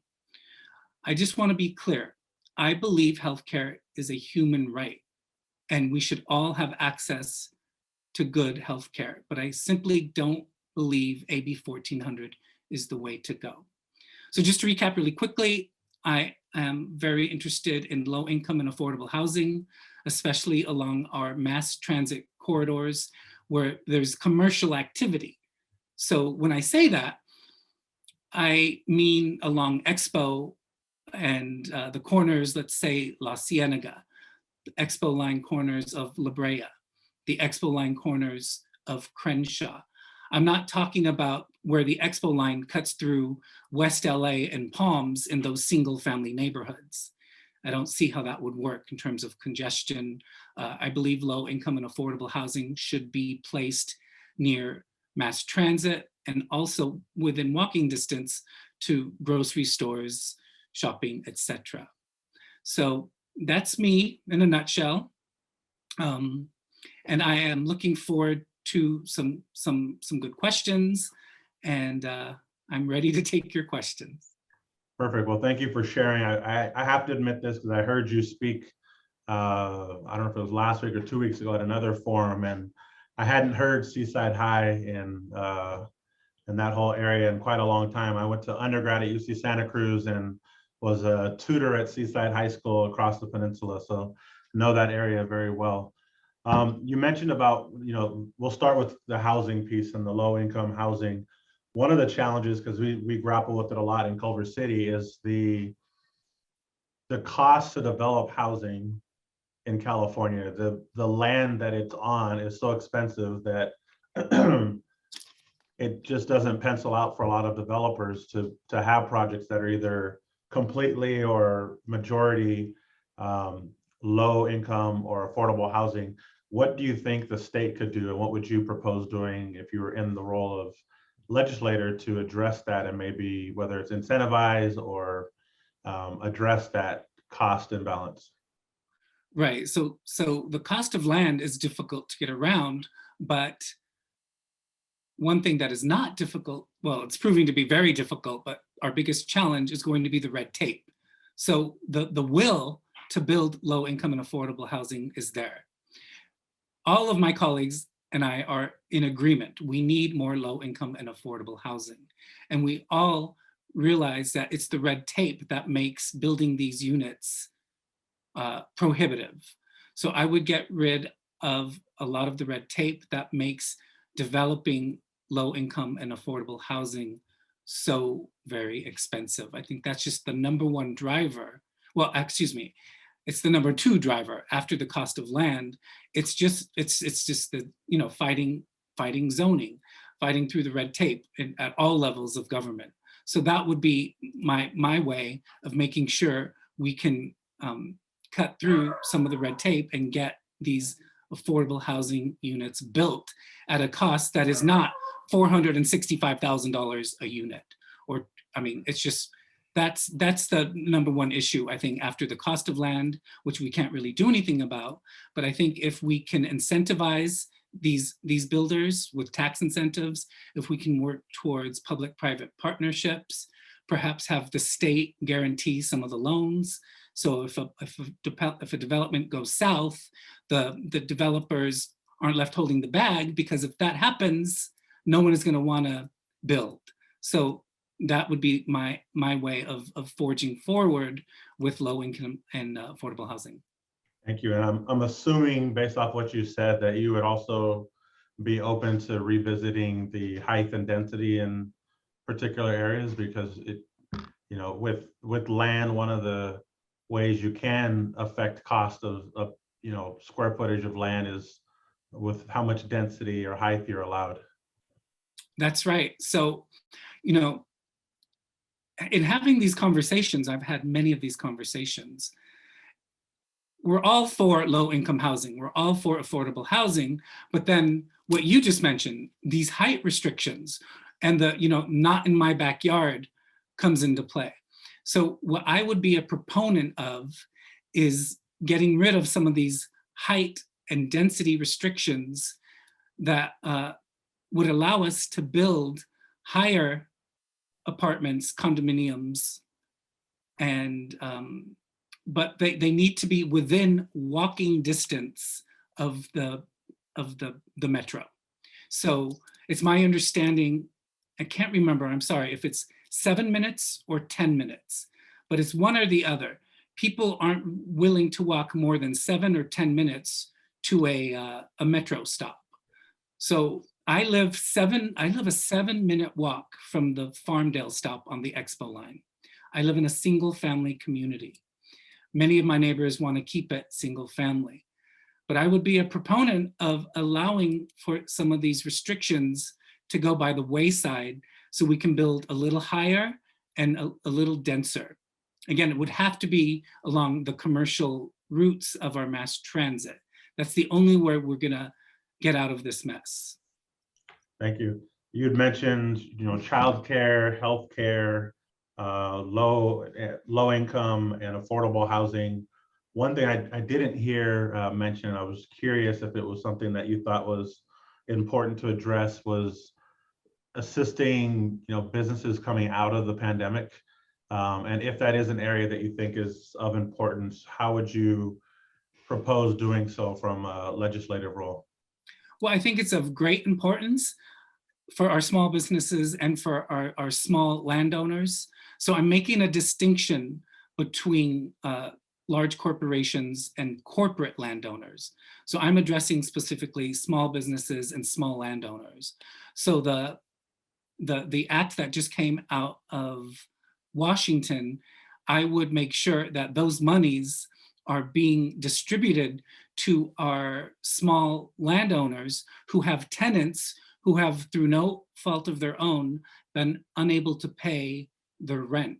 So I don't want the small landowners to be stuck holding the bag. So that's what I would do. I would make sure that the money that has already been earmarked for California gets distributed, again, to our small businesses and to our small landowners. That's imperative. The money is there. It's just making sure it gets to the right people. Thank you. And then you mentioned in the questionnaire, we asked about kind of the top 3 concerns in the district. And I think you gave ones more specific to Culver City, which was great, actually. And you mentioned about commercialization, development of scale within the community, and the district's need for low and moderate or low and affordable housing. I know you mentioned about the housing piece. How do you envision maybe policy that affects the commercialization of areas? Yeah, that's a tough one, right? Because I used to work in Culver City. I used to work in downtown Culver City at the JP Morgan Chase, right on Washington. It's not there anymore, but yes, I know exactly where.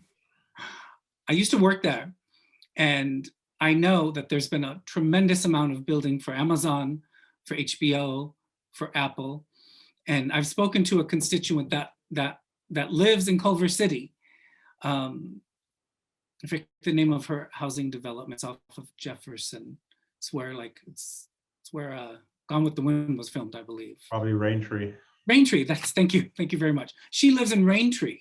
And we were talking, I was asking her like point blank, what is the biggest issue for you in Culver City? Because, I speak to people all over the district and everyone has a different issue, right? So for her in Culver City, she said the over commercialization has gotten out of control. She told me that she doesn't even go to that Trader Joe's anymore that's downtown because it just takes her too long. And her number one issue, and I mentioned that in the questionnaire, is the overdevelopment, the over commercialization of that area. It's not the best designed area, that hairpin turn where Washington takes that jog around Trader Joe's. And in the morning, but for some reason, especially in the afternoon, which I've never been able to figure out, especially in the afternoon, it is just clogged, right? It's impassable. As I said, she doesn't even go to that Trader Joe's anymore because she's so fed up with the traffic. So we need to have commercial development that's within scale, right? So downtown, we can build higher. But in Culver City, we need to be mindful of the character of the neighborhood and not exacerbate an already congested area. So that's the number one issue for Culver City. That's my understanding. Now, in my neighborhood, that is not the issue. I live in West Adams, as I've said. We're not talking about over commercialization in West Adams or Mid-City. We're talking about the need for low-income housing and affordable housing. So, it's a very, very diverse district, as many of you know. There are almost 500,000 of us in this district. down from Baldwin Hills, which has its own set of issues, all the way up to Mid-City, West Adams, going further north into Koreatown, and then west to Mar Vista, Palms, and of course, Westwood. So those are very, very diverse geographically, Right. very diverse economically. And I want to be the assembly person that represents everyone in the district. I'm Latino. Our district is almost 31% Latino. I'm part of the LGBTQ plus community. I want to represent that community, and I want to represent you all. I worked in Culver City for 6 years. I know what the issues are, and it's congestion and it's over-commercialization. I've lived in West Adams Mid-City since 2009. I know the issues we have here. I'm very familiar with Westwood. In a previous life, I worked up in Westwood at the Bank of America. So I know the community. I believe I represent the community, and I'm asking for you to support my candidacy so I can represent you in Sacramento. Thank you. We've got about 10 minutes left, so I'm going to wrap. It's going to sound like a pretty large question, but you mentioned things that are dissimilar in different areas. And so I'm going to bring one that's very similar in terms of we all deal with this. And it's the items of mobility throughout the district and the issue of homelessness. How do you address either from a legislative perspective in the 54th Assembly District? Now, Colin, when you say mobility, do you mean like transportation or like social mobility? The way I answered it in the questionnaire was transportation.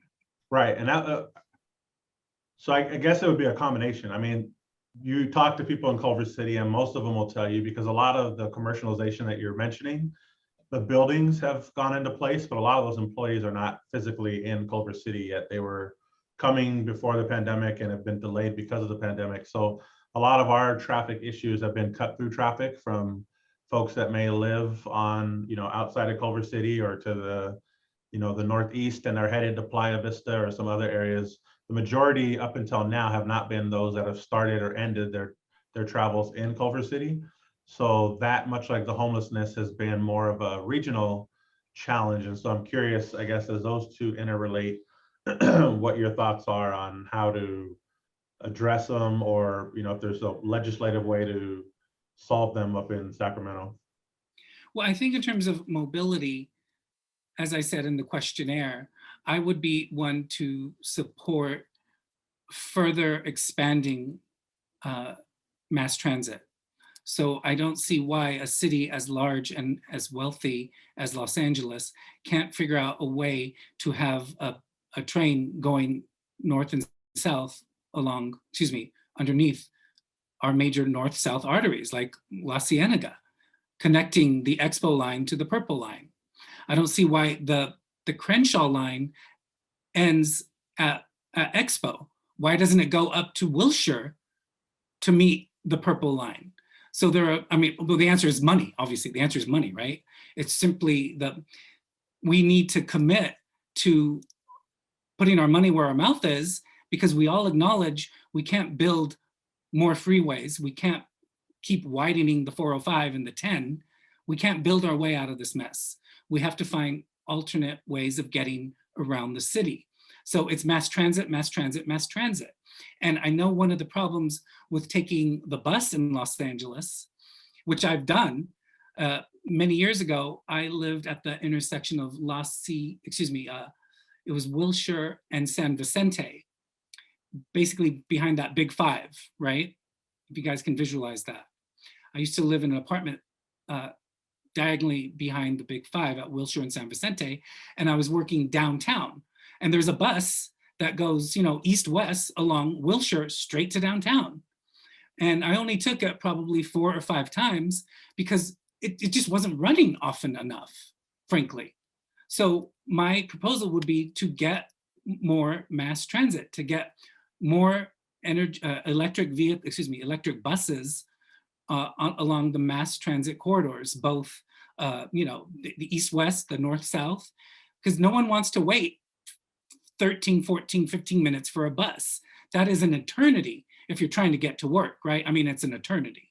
So that's something I would do, is just have more frequent bus service and expand Metro. And I'm sorry, Colin, the other question besides mobility was?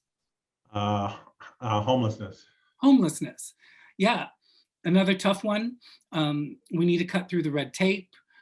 We need to do some public-private partnerships. So if a development goes south, it won't sour developers from ever building again, because again, they're left holding the bag. When it's a public-private partnership, the public part doesn't necessarily need to turn a profit, but of course we all know that the private part of a public-private partnership does need to turn a profit. So I would encourage that the state help underwrite some of these loans to build these properties. And I think that's the way we will be able to build more affordable housing and low-income housing. And we just have to, and I know it's challenging for people who live along these mass transit corridors, but we have to allow for denser building and taller building.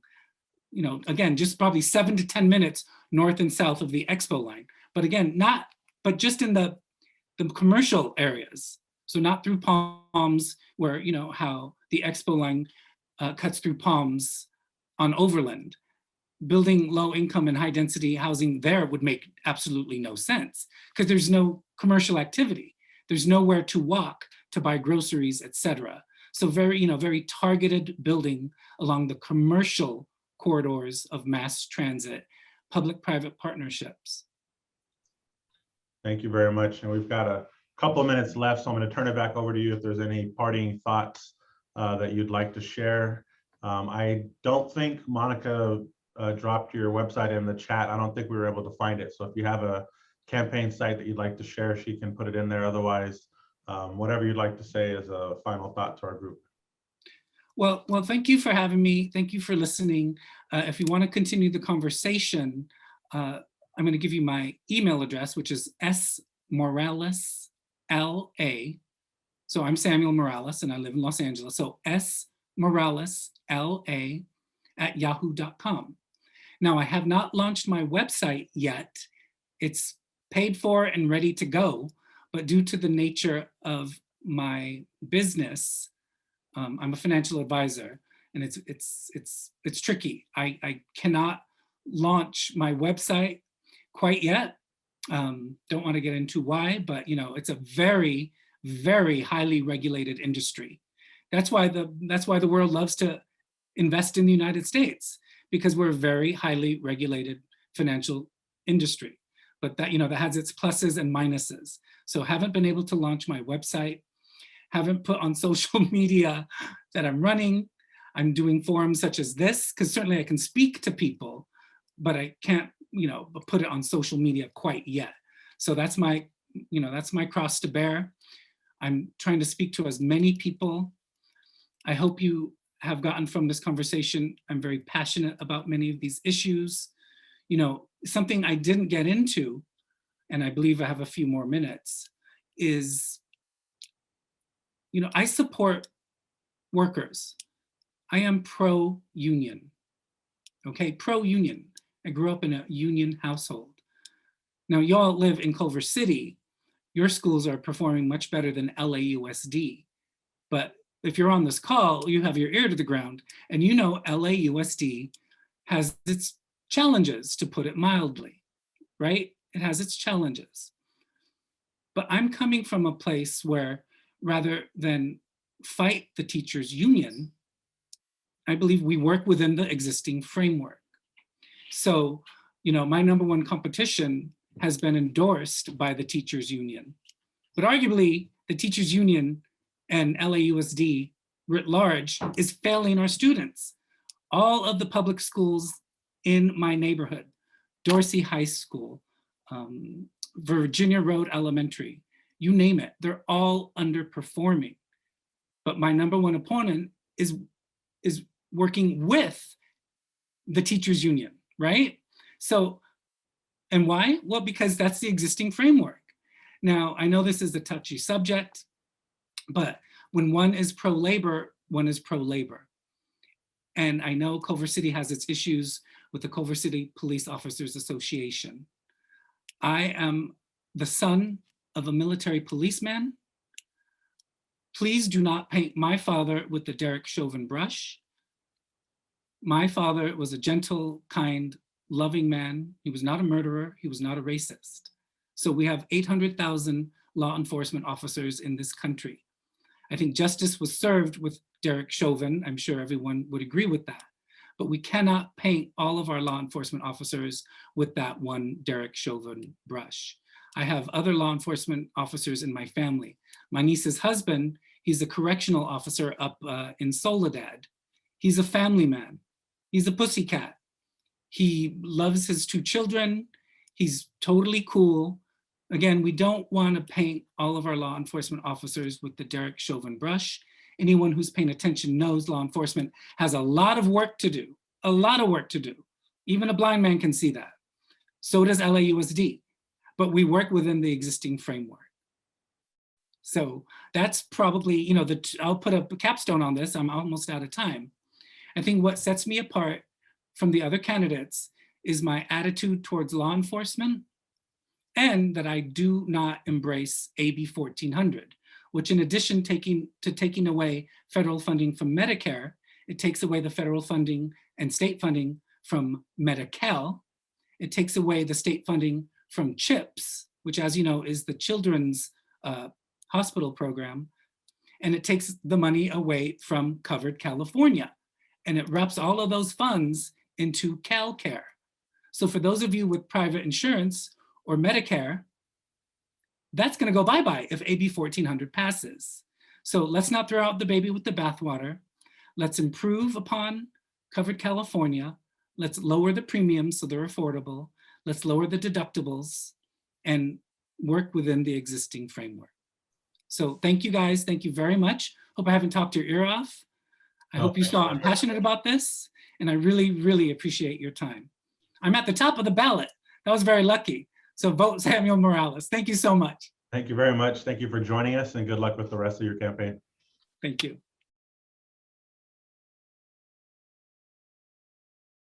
This is Dallas Fowler, who, besides being a candidate for the 54th Assembly District, is a businesswoman and a nonprofit executive. As I mentioned in our email, I'll give you as much time as you'd like to share about yourself, and then we have a few questions for you. So with that, I won't steal any of your thunder. I'll turn it over to you. Thank you. Thank you very much for this opportunity to join you all. And hopefully I can see a few of you. Okay, fantastic. Now I can. I'm Dallas Fowler. I'm a candidate for the 54th Assembly District. And my background, yes, is in business. I've started out in construction, working in labor compliance for Turner Construction Company. And then I moved into community affairs and business development, where I ran the Turner School of Construction Management for small contractors, as well as served as a part of their business development teams for the Southwestern region of the United States. So that's the LA Orange County Business Unit, San Diego, Tempe, and Phoenix, Arizona. Worked with a variety of different firms, but I also did a lot in the community affairs arena in and around our schools. I put the ACE Mentor program in at Susan Miller Dorsey High School, as well as MOST, which is the 7th and 8th grade mentor program for girls. I also, moving further into my career, I left Turner, I left construction, I moved into another area where I got to work on construction was US Bank. I served as their National Supplier Diversity Manager. I worked to implement their National Supplier Diversity Initiative and served on their national sales team, did a lot of work with corporate real estate. And then from there, I started a company with a group of friends from across the US, and we have done digital print media communications for a variety of small to mid-sized firms, helping them find their niche. We knew there were hundreds of contractors that did fabulous work, but if they had to respond to an RFP, it may as well have been written in crayon. And so we found our niche working to create all of the business development materials for a number of small to mid-sized firms, showing them the marketplace and helping them do business with Fortune 500 companies. I have had dueling careers in both the public and private sector. In the public sector, I served as a commissioner on And I've served on boards and commissions in the city of LA since 2006. Under Vera Ragosa, I was on the Minority Business Opportunity Center Procurement Committee. I also, under Eric Garcetti, served as the commissioner on the status of women, working to combat human trafficking. I held the city's first hackathon and technology conference for women and girls, where we trained 500 fifth and sixth grade boys and girls into intro to coding, geomapping. I also moved into public safety, where I served on the LAPD permit panel, which is a quasi-judicial panel that issues and revokes police permits for a variety of types of businesses. It was also in that area where I continued my work against human trafficking, and I shut down a couple massage parlors that were engaging in forced labor and sex trafficking. At the federal level, I have also served as a grants panelist and a grant chair for the Department of Health and Human Services, the Department of Treasury, and the Department of Justice. I've funded a lot of different programming for runaway homeless youth, mentoring children of prisoners, substance abuse treatment facilities, mental health, other centers of health, and a lot of affordable housing throughout this country and throughout this state. I am also currently serving as the board chair and president of the Museum of African American Art in our district on the 3rd floor of the Baldwin Hills Macy's. I've been on part of that board for 10 years. I'm also currently serving on the Southwest College Foundation board, working to implement a financial literacy program. I'm running because I believe that my particular set of experiences meet the challenges that we are facing today as we look to create a workforce that is prepared for the 21st century. Jobs, as well as funding green jobs throughout the state to shift our ecology, looking at our building materials, ensuring that we are truly building sustainably, fireproof, mold-proof, protected facilities, as well as just being committed to funding and knowing how to develop and bring affordable housing, which is a huge issue. We have a number of folks that work in our communities that we have a number of issues that around our communities where people are not able to retire with dignity, have death with dignity, and live in the communities that they serve. I'm committed to doing that. The difference between me and the rest of my candidates, my opponents in this race, I will say, is that they don't have the level of background and business experience that I have. We have consistently sent folks to the legislature who are great, but they have just nonprofit community-based organization experience. And we really have let a lot of our small businesses crumble throughout this district in this county. And we have to build back our small businesses. Our small businesses contribute to most of the jobs in our community, as well as the tax base in our state. So for me, working in small business development, I see that as a huge plus for us in going to the legislature and making sure that our businesses have the support that they need in this economic recovery that we must make as a result to the pandemic. And I'm not sure how much time I have. If Well, there are any questions. Yeah, I mean, we do have some questions, but if there's more you want to share, you still are good on time. It's up to you. You'll also have an opportunity at the end of this to part with any parting thoughts if we don't ask a question that you want to address or you don't get to say it in the beginning. Okay, so I'm just going to say one more thing about my top issues and my priorities. Bringing 5,000 units of affordable housing to this district, as well as 1,000-bed dormitory and storage spaces for our homeless. I'm committed to doing that work. Political will is very much a part of that process, and I have it, and I have the background to do that. Our environment, stopping the drilling that's happening in and around our communities that has been unhealthy and directly correlated to the health disparities that we have seen throughout this pandemic, as well as doing the work to bring funding green jobs in California. I have these conversations with our lieutenant governor, our state treasurer. They are supporting me because they know I am aware of how to do that work, specifically in what areas we can be funding and making sure that our water is clean and our air is clean. Also stopping the privatization of our water. That will be good for no business or no personal resident in Culver City. We must keep the water in the public trust. There has been an effort to do that. I have been a part of the coalition to stop that. Also, as it relates to our overall economic recovery. I know where the money resides within our federal government to bring those key resources down. I will do the work to bring them through the federal and the state level to ensure that the small business in our community that had to close their doors are able to come back, have the technical assistance providers that they need, as well as grants for facade uplifts and things of that nature. I will stop and take any questions right now. I may have to pause and do I something. for one, I appreciate you hearing your intro. I understand why you have little time. I thought I did a lot in the day. Question as it relates to kind of recovery from the pandemic, because that's one of the most important issues for our business community. What would you see as being kind of the first, 90 days or first task that you try to tackle in the assembly role to address businesses that are recovery? Because just because things can reopen doesn't necessarily mean that our businesses are going to be able to sustain or have the resources to persist. Thank you for that. I see there's a number of bills that I think there may be in the queue to ensure that our businesses have the support that they need, but I am willing to go the extra mile to look at what opportunities are at the federal level. I will have someone on my staff full-time that works particularly with our businesses and community organizations to pull down the grants, help them with applying for those grant opportunities, and look at ways that we can create some sustainable funding for our businesses, be it tax credits during this time, but also be it maybe just some particular grant opportunities that will help businesses keep their doors open as we start to recover. For me, I see somewhere upwards of $100 million that could be made available specifically for businesses throughout California, but I would be doing the work to make sure a lot of that money came to the businesses in our district. Thank you.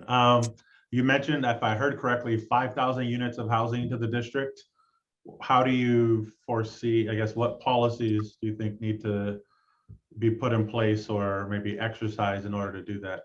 And I'm assuming you mean over the next 8, I don't know how long your goal of bringing that. Oh yeah, I would set a 4.5 to 5 year goal for that. I know it's something that I would not lie to you and say I was going to do this in 2 years. No. But I do think in 4 years, we can realistically meet that goal. And I see a lot of the spending that has happened at the the city level has been exorbitant. And there's been a lot of fat, people paying their friends. We quite frankly have to trim some of the fat and ensure that we are building sustainably and bringing those units to term. So there are monies that are going to be available from the state, right, to bring affordable housing. There are a number of bills right now that I'm supporting. It's going to bring some additional funding for housing for our youth, transitional age youth, seniors. That money is separate. The monies that I would be looking at coming from the Biden administration's infrastructure plan, as well as some of the surplus that we have in our state. I would be looking at pulling those funds down specifically. The state is actually looking at developing some affordable housing. If they are going to get into the business of that, it's important that we have folks at the table with the actual construction background and experience. And okay, I'm sorry. I'm so sorry that our time crunch didn't work out. I was originally scheduled for 4 o'clock. I don't know what happened, but I guess my opponents knew that we would all be in this candidates forum at the same time, and I would never want to share my time with you all. I think we have there we go. There we go. And I would never want to do that. I sincerely apologize for the way this turned out, but I did try to come on sooner so that I could have this time with you. I do think that there are a number of bills, though, in the legislature that is going to help us expedite, excuse me, affordable and low to moderate income. But I believe in mixed income housing because I think it's important that the overall social welfare and economic welfare happens in communities when we are mixed in our neighborhoods. And okay, I'm sorry, if I could just take 1 minute. Sure. I am so sorry. This is tough stuff. No problem. Thank you for joining us. So was there another question? Yes, actually, a couple more, but one of them, locally, and I think as you probably have seen all throughout the state and in most communities, there's conversation about police and police reform. Can you share whether what your stance is on police and police reform, and whether you support locally in Culver City? There's a conversation about the defunding local police, and particularly in Culver City by as much as 50%. So I was curious as to your stance on that and just police reform as a whole. Before could take a stance on defunding local Culver City police by 50%, I don't have enough on the numbers on Culver City police, but I will say this. We have a number of issues that are on the rise: sexual assault, property theft, murder, domestic abuse. All of those things are on the rise, and none of them show me any indication, particularly with the rape kit backlog that has really just astounding and a disgrace. We cannot be making a major effort to defund. Maybe we're shifting, reallocating dollars, making sure that the right folks are showing up, but we're also making sure that our officers are fully trained as it relates to implicit bias, but mental health issues, mental health concerns, and making sure that they're calling the right people to the scene to handle those issues. For me, as I look in and around our schools, my work with human trafficking, I know that we have a lot of issues that are just not at the table. And I'm sorry, the issues that impact us most require public safety. I support law and order. I don't believe in chaos. I think there are a number of great community policing efforts that reward officers or appraise officers' work performance based on the connections that they make in the community. I think that's fantastic versus citations being issued. I think we need to look at reshifting that and some of the community safety policing models that LA and some other cities have picked up. But I am not a police abolisher by any stretch of the imagination. We need public safety, but we need responsible, respectable public safety, and I'm about bringing that. Thank you very much. One area that's been kind of exacerbated during the pandemic has been the digital divide. And, particularly you've seen it from school sectors, you've seen it in business sector, even EDD and the DMV have had their hiccups. How do you see from a legislative standpoint that you could address that as an assembly member? Well, I think there have been a number of bills to expand broadband throughout our state, and I'm all about equity and access to broadband. As a small business owner, I have had my own issues and trials and tribulations with our broadband access, but I'm glad you mentioned EDD because we've been missing an EDD building in our Crenshaw district for a number of years now, and I think that there may be some similar issues there. So I am committed to bringing the job resource centers on both sides of this district to ensure that our community has access to the jobs and resources that they need, but also small business incubation so that we are growing our business base in this area in our state. I hope I didn't miss that. Okay. We're carving into the last 10 minutes. So if you would like to give your kind of final thoughts so that we don't continue to pull your time at the same time, you're more than welcome to give those now. Otherwise, we probably have one other question, but it's up to you. I think I may have to do one quick 60-second pause, but let's take that question. You want to take and then I'll go into, Take it before, yeah. Okay, so the question is related to healthcare. There are some throughout the state that are pushing for a single payer healthcare, others that say there needs to be reform in what's in place. What are your thoughts on healthcare as it relates to constituents in the 54th district? We've got far too many people who share the same museums, parks, movie theaters, grocery stores with us that don't have access to healthcare. We have to expand healthcare in California for those people. I have been a longtime fighter for single payer healthcare. I do believe in the long run, it is better for our business community if we take care of healthcare as a state and make an option available to folks. So I'm a mix, I'm a balance, I know. Back to the healthcare question, just to say AB 1400, I don't believe does away with private healthcare systems. If you can correct me if I'm wrong, I'll go back and look at it. But right now, I think the bill is tabled. So I don't know for how long. But I do believe in terms of our business infrastructure,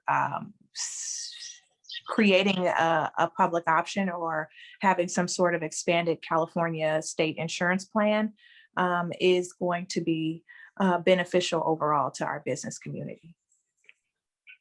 Thank you. A very final question, and I'll let you wrap up. What are your thoughts on the balance between the role of legislature in cities and in the private sector versus what should take place in the general free market? I do think we have reached a number of instances where government has tried to overstep its bounds in particularly the areas of private insurance. You cannot mandate certain insurance companies to insure every single person. That just doesn't happen. That's not a reality. You can't mandate certain businesses to do business to the degree of their detriment. But I do believe in local control of governments, our housing, zoning. I do think that I believe in a free market. I believe in commerce. I'm not someone that is a socialist by any stretch of the imagination. I believe in the right for people to own their own businesses and have commerce. You mentioned about kind of the free market and allowing some of those things to flow freely. What are your thoughts? Because it's happened in multiple cities, and I know that it was proposed at the state in terms of hero pay and even the right of recall in terms of bringing employees back. Well, I did support hero pay for our grocery workers and frontline workers. I did support that. I think there are a number of folks that risked their lives and lost their lives in this effort. And so I did support them. But for the businesses that aren't able to stick around in our communities, hey, that's okay. We will come again. We will bring new co-ops and other investors who do know that we will shop and have commerce throughout our district. There's one thing's for sure. So many people leave one side of town to go to the other side of town to grocery shop as it is. And I think we are able to prove that when you build it, we will come and we will shop. And so it's a matter of providing those quality resources. I've helped a number of businesses like Hank's Mini Market on Florence to be able to bring fresh food sources to their district. I helped them get grants through the LA Food Policy Council to revitalize their center. And they've been fantastic and doing fantastic ever since. And they were on the brink of closure. So I think we have a number of ways to improve. I apologize. Turn that down. So I do think that hero pay is something that is for that time. I think now we're at the point where the cases are a lot lower. Although folks are still dying from COVID, there are cases that are just, we've done so much now that we've probably are not at that hero pay stage as much as we were last year. Well, thank you very much. I know that you need to go back to your other commitment as well. I just want to thank you for joining us and carving out the time, because you very easily could have canceled and just done the other. So we definitely appreciate you taking the time to join us. And Monica from my office put your contact information in terms of your website on there for folks that want to take a look closer into your campaign. And any final thing you'd like to say? Otherwise, we'd be I'm just gonna put my my cell in the chat for anyone who wants to reach out to me. Tomorrow afternoon is better if you want to call me, or Sundays are even better. But I want to be accessible to you all. I sincerely greatly appreciate your patience with me throughout this. And thank you for just inviting me to come and talk with you and share a little bit about the work that I've done in and around this community. I know you have a lot of candidates to choose from. I know you have a lot of candidates to choose from in terms of who you might support, but I just hope that you are clear that we have had a series of electeds in this area that come from the nonprofit community. I have nonprofit service as well, but I actually come from the business community. And there is a big difference when you send someone with my particular set of experiences to the legislature. I will always be have an open door. I will always be looking for ways to support and grow our businesses. I'll go back to another question I think I didn't fully answer about free market. Now, I don't support monopolies, okay? So we will not be having any monopolies in and around this area. And I don't support bad actors that are committing human rights violations around the world. There are a few of those businesses in our backyard, and I'm not going to be as nice with them. I'll just be honest. So thank you again for this opportunity. I sincerely appreciate your time and your patience. And I look forward to being available to talk with each of you one-on-one should you choose to reach out. Thank you so much. Thank you very much, and good luck with the rest of your campaign. Thank you. See you all.